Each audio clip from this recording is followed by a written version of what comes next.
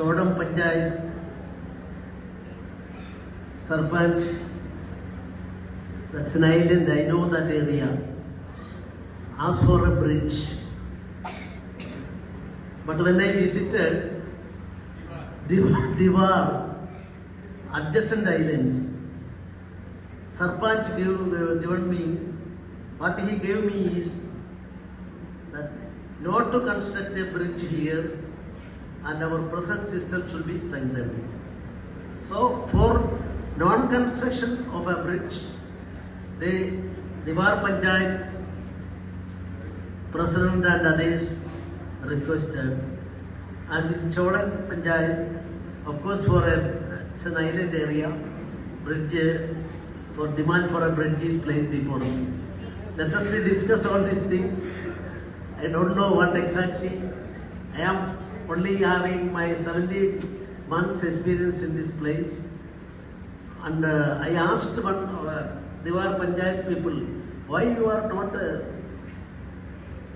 requesting me to interfere and only the boat service alone is sufficient. They told me that they are afraid of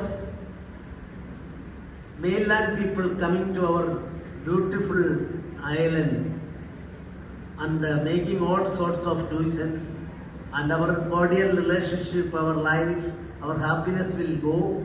That is why officially Diwar Panchayat requested us to work our level best, try our level best for not sanctioning a bridge there. So these are the two things.